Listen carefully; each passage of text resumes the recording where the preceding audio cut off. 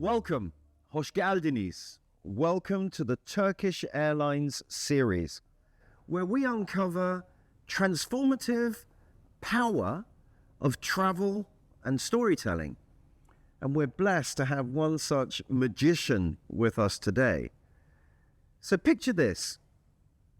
Tristan Zhou standing on a rooftop in Tokyo, camera in his unwavering hand, as the city's neon lights flicker to life, a single shot capturing the heartbeat of a metropolis. This is the magic he brings to life, and today we're going to dive into and uncover his journey.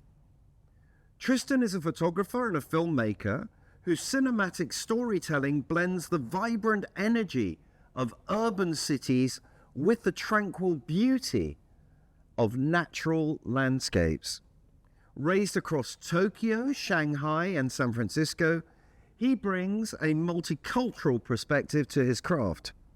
Today, we'll dive into the joys and challenges of life on the road, explore the art of visual storytelling, and learn how Turkish Airlines connects creators like Tristan to the world's most captivating destinations. Tristan, welcome to the series. Welcome to Istanbul. Yeah. Hoş geldiniz. In Turkey, hoş geldiniz. It means welcome. How should I reply to that? You say hoş bulduk. Hoş bulduk. No problem. Welcome. So we are thrilled to have you here. And I guess the first question, obvious question to ask is, what inspired you to pursue photography and filmmaking? Yeah, so I grew up really liking visual art when I was very young, and I was my mom told me, I kind of forgot this part of my life, but my mom was telling me when I was very young, I always picked up the camera and shoot around. And by accident, I actually won an award, which my mom submitted. So that kind of inspired me to pursue this as a career. And when I was a kid, when I was around high school, I played a bunch of video games, and then I wanted to make videos about me playing the video game. So I started, learning about video editing, and then I fell in love with that.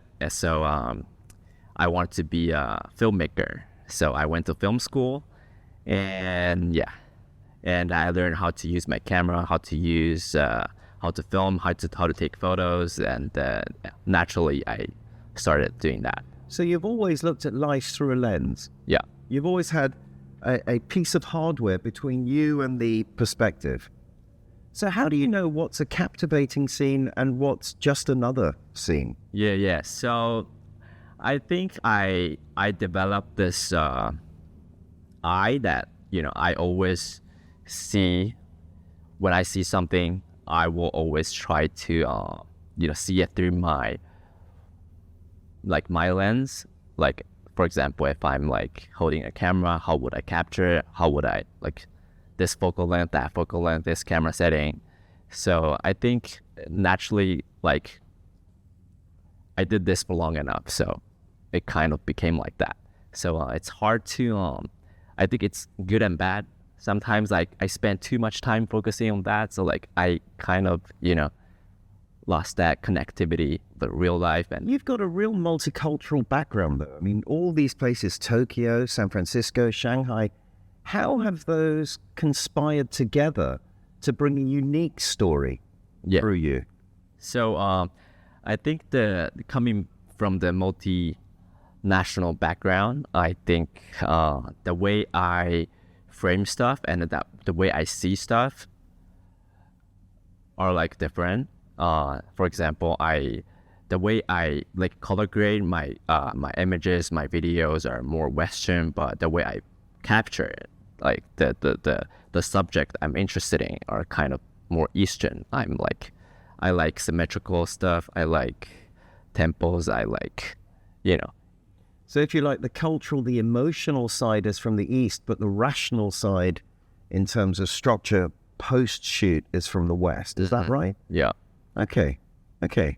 So I've got another question here then. Is there a single travel moment that defined you, that said, this is it, I know now I'm going to be a travel photographer, I'm going to be a travel filmmaker? Yeah, I think so I was born and raised in Tokyo, but I went to US when I was pretty young. So I actually have never filmed or shot anything in Japan. So I've seen like the content or like images from Japan everywhere on the internet. I always wanted to recreate that. So when I first got back to Japan in 2018, after living in the States for decades, so then I was like, I think that's the defining moment, because it's like going back home and capturing it through my lens, and then whatever I've learned throughout my journey. So where is home for you? I mean, is it San Francisco? Is it China? Is it Japan? Where is it? That's a very tough question, because I've always had this, because I can't find my root, because my parents are Chinese, but I was born in Japan. I went to the US. So I call myself Chinese American, but it's pretty difficult now. Okay. On the road. So Tristan, what's a typical day like for you on the road? You've got your cameras. What's a typical day? I'm very greedy in terms of travel. I want to hit all the spots. I want to, sunrise, sunset, all the experiences, all the nice food, meet everyone. So it's a typically very long day, lengthy.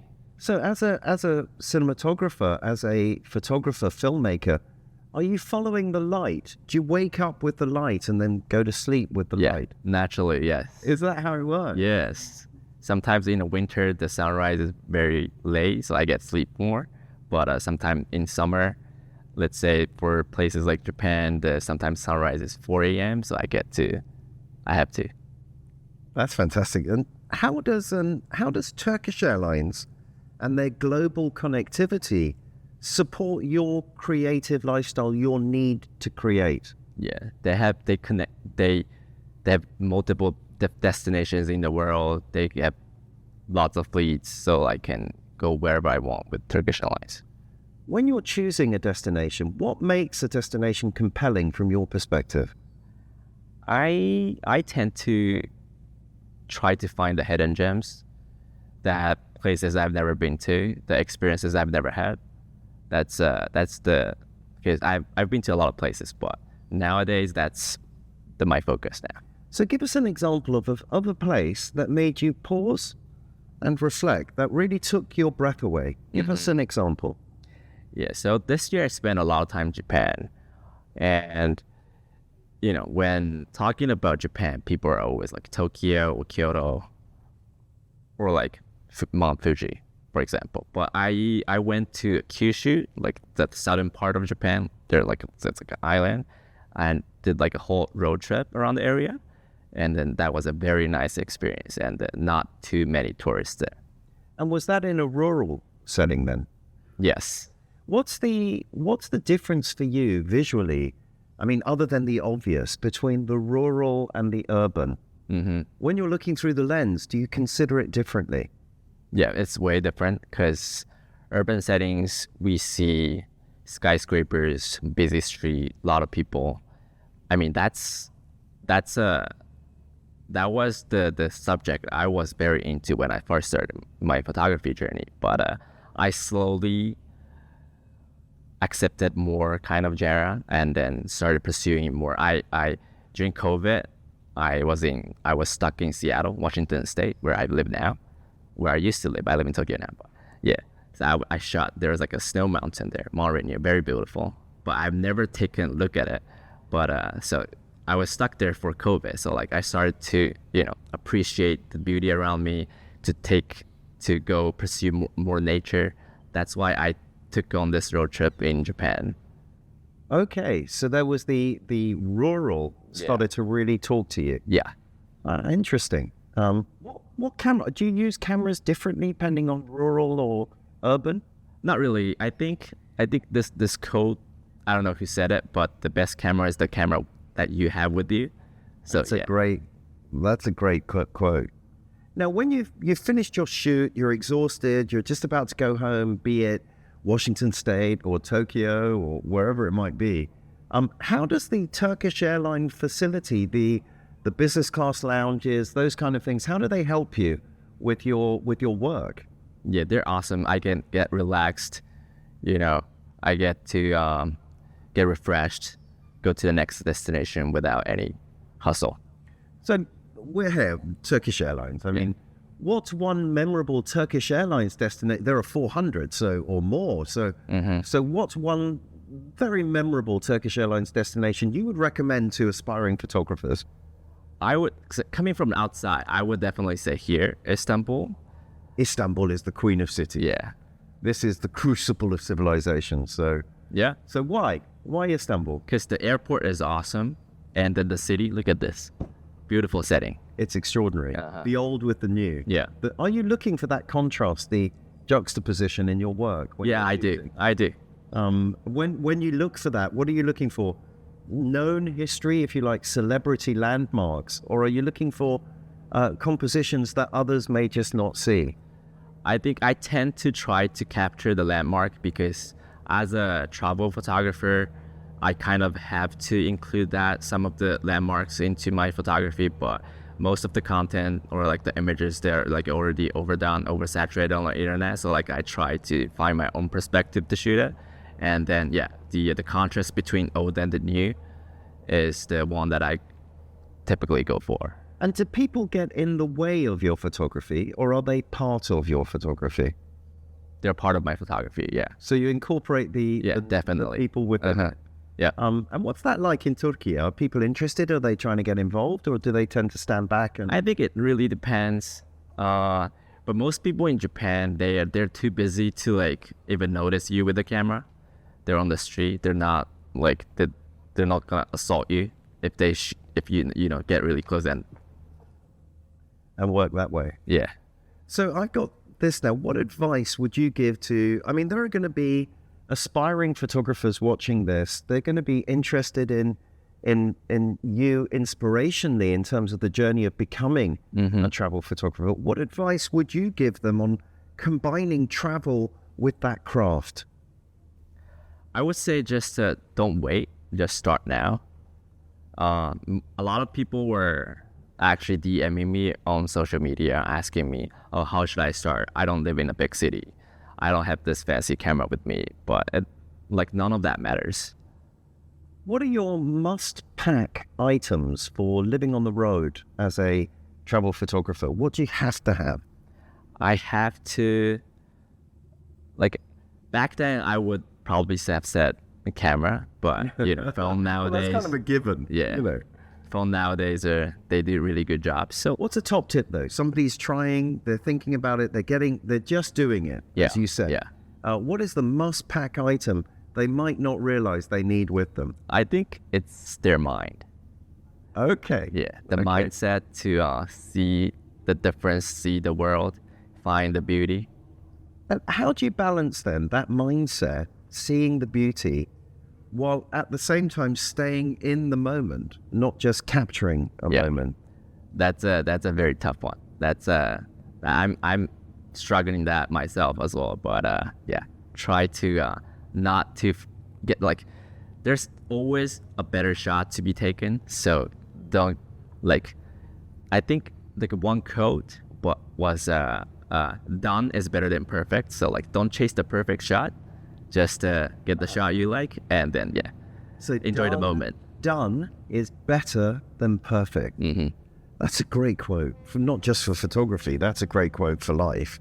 Okay, what's the one underrated travel hack that you use that you would like to share, particularly in your lifestyle, in your context? Yeah, I think it should be the way to get over jet lag. Oh, I've wait, hang on, Tristan. Yeah. Where have you come from today to be here now in Istanbul? Tokyo. And how long was that? 14-hour flight. So where are you now? Are you sleepy time? Are you wakey time? I'm actually okay. I'm a sleepy time right now, but the flight I picked was a perfect time for me. How did that work? Tell us about it. Yeah. Get on the flight. What time is it? Around 10 p.m. 10 p.m. and then landed here. 14-hour, but landed here local time 5 a.m. So Okay, so you slept. mm-hmm. And was it comfortable? Yeah, very comfortable. Did you enjoy it? Yeah, for Did you sure. feel refreshed? Yeah. Welcome to the Queen of Cities. Mm-hmm. That's the way. What excites you most about the future of travel and creativity? I'm very excited to, like, for me personally, I'm very excited to go like different places, the places I've never been to, and then because I really like everything is so advanced right now, so I can I can share everything instantly, and then I get most of the flights. Turkish Airlines have Wi-Fi, so I can stay connected. Tristan, are you the writer, the producer, the director, and the lead actor in all of your movies? Yes, I do everything myself. So what advice then would you give to aspiring travelers and creators, bearing in mind the way in which you look through a lens? Mm-hmm. I think I get asked this a lot, but my one and only advice for whoever is aspiring, creators, photographers, whatnot, travelers, I don't know. But just do it. Just do it. Don't overthink it. And Tristan, you've been here now in Istanbul a while. You've been here before. What's the single most compelling, alluring, magnetic story about Turkey, about Istanbul that you love? I love the culture. I love the richness of the culture. I love the sea. I love the mosque. I love pretty much everything here. It is a beautiful place. Oh. What about the people? How much interaction have you had here with Turkish people? Actually, not much, because I went straight to the Tristan, you got to meet Turkish people. You got to get out there. Turkish people are the best thing about Turkey. Oh, but yes, they're very nice. Yeah. So there are lots of cats. I'm a very cat person, so I was taking picture of the cats on the street, and then Turkish person was, getting cats' attention for me to take pictures. Oh, that's very good. That was very nice. But how did they get the attention? They were like, I calling them. Perfect. Okay. How many times before have you been to Turkey? First time ever. Is this the first time? Uh-huh. Well, of course you don't know that many people. Uh-huh. Well, Tristan, my advice is get out there, meet these people. Yeah. Because they're the most fantastic people. When you're thinking about photography then, when you're looking at the frame, how much does the frame influence the picture? Very much. Talk me through that. For me now, the photography or videography is all about the framing and lighting. So framing is one of the most crucial aspect of it. Well, so for example, if you're shooting, it's going to be on Instagram. Uh-huh. Would you consider that differently to if you were doing something for Snapchat or TikTok or? Yeah, I consider the form factor, let's say vertical. I don't like, if it's on social media, I don't shoot landscape. I always shoot like portrait style, like vertical. So that's one thing to be considered. And yeah. So when I frame it, I'll frame it vertically. Okay. And when you're looking at the crop, are you considering what's outside the crop as well as what's inside? Yeah. So I always tend to shoot more than I would actually showcase at the end. So like I had more room to work with. So how much does your does the moment travel in the photo? What I'm talking about is magnum photographers are right, for example, famed for just snapping and not messing with it at all. Yeah. Do you follow a philosophy like that, or is yours the destination? In other words, the end frame is more important, if you like, than the moment. My photos are more designed. So you're rating your pictures. So more, I know what I would get, not like more like versus the moment. I'm trying to curate or try to create the image that I have in my mind. So I always, for example, I want like a moment, like a fisherman fishing with like a boat in the background and the sunset and the seagulls. I wait for that moment, but I have my frame set. I'll just be there for the moment. Do you ever incorporate other photos together post-event? Do you merge images to create a final composition? Yeah, I've done a lot of those. Okay. Is that cheating? Not really. I call it digital art. So like, cause it's the vision I have in my mind. One of my most famous photograph is the one that I edited the street in San Francisco, and I stitched it together with the drone shot I took, so it looks like an infinite road. Ah, interesting. Yeah. Okay, so these images then you're not opposed to playing with an image afterwards, as long as the effect for the viewer is the effect you're trying to give. I always view photography as a medium to express my mind, my creativity, my art. So I don't, I have nothing to oppose against, documentary or like the capturing the moment, Magnum photographers. I love them, I appreciate them, but this is my art, my way of. What about black and white versus color? Color for me. So it's always, in fact, this leads us beautifully into quick fire questions. Okay, in fact, we'll start with that question.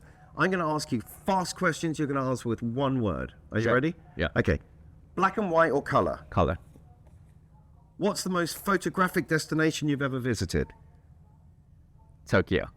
Urban skylines or natural landscapes? Urban. What's your favorite soundtrack to your favorite memory? I know that's a bit of a sidewinder because we're talking about photography and soundtrack. I understand, Yeah. but you're a filmmaker. So, Yeah. what's your favorite soundtrack? Okay. Okay, we'll come back to it. Okay. What's your favorite memory? Favorite memory, going back to Japan. Favorite soundtrack with that memory? I forgot the name of the track. That's the beauty of photography. You can take the picture and you'll never forget it. Go on, help us. Favorite soundtrack. You got to come up with one. Yeah. Okay. One Summertime. Beautiful. Okay, now, if you could only shoot black and white, where would you go? New York. What's the strangest item in your travel kit? I don't think I have any. I thought you were going to share a super strange one because the anticipation was so great. Okay, no worries. The weirdest, not the strangest. Okay, the most unusual. I have different suitcases organized for different occasions. I just pick one. Do you organize them by size? Yes. Perfect.